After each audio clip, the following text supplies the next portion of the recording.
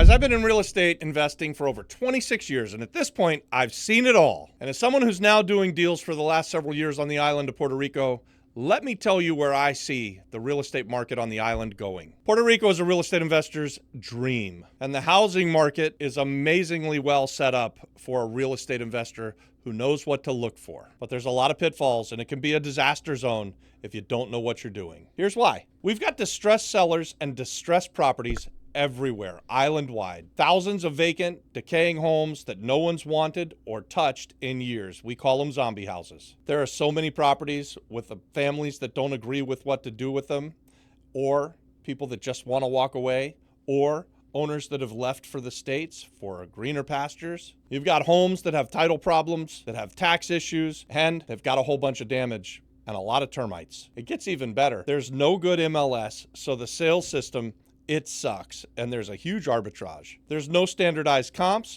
although there's a company, Red Atlas, that's trying to fix that problem. Agents, they don't play well with each other, and they don't like to co-broke, and many of them, guys, will literally hide listings just to protect their commissions. And the data, it's an absolute black hole. You need to be driving and digging deep to find anything that's going to help you out. And when you do find a deal, good luck getting the banks to finance it. This is what the locals know and they see every single day. The banking system is broken. It's slow, it's underfunded, and it's outdated. Guys, they don't even have DSCR or HELOCs like they do in the States. And if you want to go private, well, that's another story. There's really no hard money lenders on the island, at least not very many of them. So basically, liquidity is a disaster. And here's the truth. Even if you're a qualified buyer and the house fits in the small box that the banks will lend on, FHA loans and conventional and that kind of stuff, for your own personal use, your own personal house, it could take 3 to 6 months. And guys, sellers hate that shit. They're ready to move on before you ever get your bank loan done. But that's where the opportunity is. This chaos, this inefficiency, this lack of liquidity, this is what makes the market here so profitable if you know how to solve these problems. You don't have to be rich. You just need to understand people. And you got to bring a little organization to the chaos, whether it's capital, construction, negotiation, operations. All of these things are valuable skill sets that will get you far on the island of Puerto Rico. Let's talk about the 3 biggest problems that slow everything down for the real estate in the island of Puerto Rico. Hey guys, let me tell you about my premium community. It's called Apex. We are a group of doers, and we want to invite you, if you want to be a real estate investor, if you're just getting started, or maybe you're ready to scale. Either way, join us in Apex. We've also got some goodies that come along with the membership. You get access to Go High Level, which is an incredible CRM that'll keep you organized, help you to scale. And if you're looking to solve the data problem on the island of Puerto Rico, we've just recently partnered with Red Atlas, and they are solving all kinds of problems when it comes to real estate data for the island of Puerto Rico. When you join us, you get 4 months free of Red Atlas. So join Apex. Let's go back to the video. Number 1, banking liquidity. With only a few banks, in fact, less than a handful of banks on the island of Puerto Rico, they're completely conservative, underfunded, and super slow, which means it's hard to get a mortgage, especially on those houses that we like to look at that need a whole bunch of work. The banks are never going to touch them. So that means that you have to be a cash buyer. This chokes deal flow for locals who don't have access to the funds, and it keeps families that want to be homeowners from actually getting the deals done. Problem number 2, the inheritance laws on this island suck. Puerto Rico's civil code, the inheritance laws, they're ancient. They're left over from colonial Spain. We're talking about over 100 years ago. And guys, because of this system, heirs often don't agree or even know that they've inherited a part of a piece of property here on the island. And guess what? If you don't have clear title, then you're not going to sell the property. It's not going to get fixed up, and it's not going to become a home for some local family that wants to make it such. It's just going to sit there and rot, and there's going to be more of these zombie houses on the market in the days and years to come. Problem number 3, we got no data, or at least we don't have very good data. We don't have a solid MLS system, and the brokers who do have access to the houses that are for sale, they don't play well with each other. So they don't like to co-broke. They don't like to cooperate with each other. In fact, most of these guys will keep pocket listings to themselves to protect their own commissions. If you compare that to the US, the market, you can rely on comps, good data, a solid MLS system so that you can call any real estate agent and make an offer on a house, and you know or you're sure that the offer is going to be sent to the seller. We don't get any of that on this island. There's still no official MLS for the island of Puerto Rico. Only recently did they start to implement using the Stellar MLS and piggyback off of the Florida MLS system. But that's brand new, and it's not widespread yet. And the agents are still not liking to work together.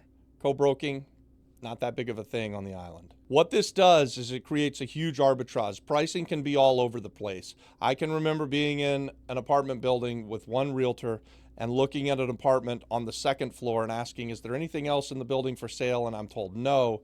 Later on, I look on Clasificados online and I found out there were two other properties that were actually in the same building with different brokers, and they were for sale for vastly different prices. So you might have a property for sale for $200,000 on the fifth floor, one for $100,000 on the second floor, and one for $450,000 on the sixth floor. And they're basically all the same unit. This arbitrage, there's value in that if you know what to do with it as a real estate investor. And I get it. That would be a nightmare situation for most people who are watching this video, but not you guys that want to be real estate investors. If you can get creative and you can solve problems for these sellers, you can make a bunch of money. Let me tell you now where the market is headed. This is exactly what I see coming in the next 6 to 12 months. Those affordable houses, those are the houses that are turnkey, that the bank will lend on, the stuff that people would like to call home, right? They fit into the box that the bank lends in. They can get FHA loans, they can get conventional loans.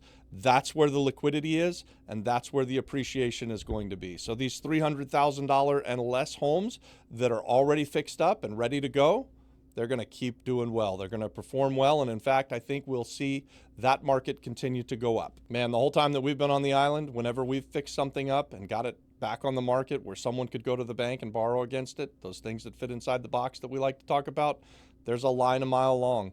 Homeownership is a big deal on the island of Puerto Rico, and people want to buy a house. They want to raise their family there, and that hasn't changed over the years. So you as the value add real estate investor, when you can buy something at the bottom of the market, fix it up, put it inside the box that the banks like, you're going to have a whole bunch of people that want to call it home. This is what I see, the second thing that I see going on in this market.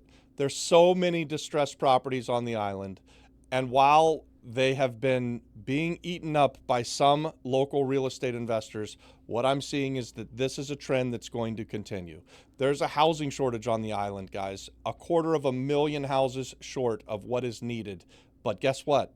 There's over 300,000 zombie houses on the island. So if those distressed properties can get bought by you, the local real estate investor, and renovated and fixed up, there's a bunch of money to be made. You're fixing problems for the island, and you're providing housing for the people who need it most. Here's the third thing I see because of the banking system. Cash and creative stuff. That's where it's at on the island of Puerto Rico. You're going to see a continued success with anybody who's got the ability to come in and buy something cash, fix it up, and then resell it.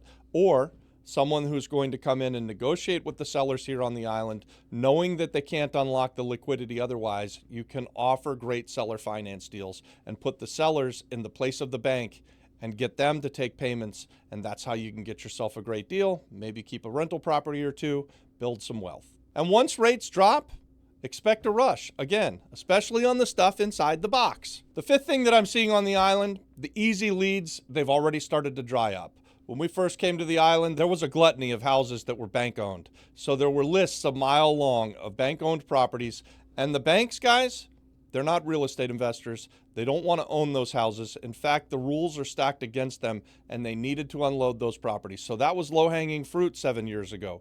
Well, that stuff's dried up. Now you've got to get your hands dirty, and you need to go out and you need to solve problems for families who've inherited properties where you've got 13 people who own a damn thing and 12 of them are living all over the world, and there's one poor guy who's still here on the island that has to take care of that eyesore on the block. He wants the problem solved, and if you can fix that problem, there's a bunch of money to be made in that too. So what do you do now? If you're a local real estate investor and you're able to source these properties and you can go out and find the deal of a lifetime, you can join communities of people that want to be real estate investors together, and you can partner with someone who's got some money. Or if you're someone who's got some money, you can join these communities like we've got, our Apex community, and people will literally bring you the deal of a lifetime to fund it because liquidity's so hard on the island of Puerto Rico. So we're looking for people with money to partner with people who are operators or deal finders it's a beautiful marriage, guys, and there is a ton of money to be made with the right partner. And when you're out there looking for these deals, don't look for the lipstick flips. Look for the dirty stuff, the nasty stuff, even the stuff that needs to be completely reimagined. You want to buy those zombie houses that have very, very little value, but they've got good bones, and you can reimagine them up to their highest and best use. Sure, a lot of times that's going to just be housing, but it could also be turning a big house into a multifamily for cash flow and getting your rents tax-free for the next 15 years. What's better than that? Or it could be turning something into a small guest house and getting 40% tax credits back through Act 60. There's all kinds of ways to make money for the right person with the right mindset who can solve problems for the sellers of these houses that scatter the island of Puerto Rico. And my God, if you've got some money that you're earning low 1% returns and you've ever thought about being a private lender, Puerto Rico should be your playground, baby. Bring your money because it's needed and you can earn safe double-digit returns backed by real estate. What's better than that, guys? Come on. The key is figuring out how to solve the problems of the island. So whether you're a deal finder, an operator, or a private lender, solve one of the problems on the island and make the big bucks. Look, I get it. The Puerto Rico real estate market, it's misunderstood. It's disorganized, and it's full of challenges. But you know what? That's where the money is. And if you want to be part of a group that's solving problems on the island of Puerto Rico, creating homeowners, and flipping zombie homes, comment yes below. I'll send you the link to join our free Flip Flop Flipper community. In our community, guys, we're connecting buyers, funders, visionaries, and operators all together in one place to form great partnerships to clean up some of these zombie houses and make some money and have some fun along the way. Let's do some good together, guys. Hey, leave a comment. Where do you think the Puerto Rico housing market is headed?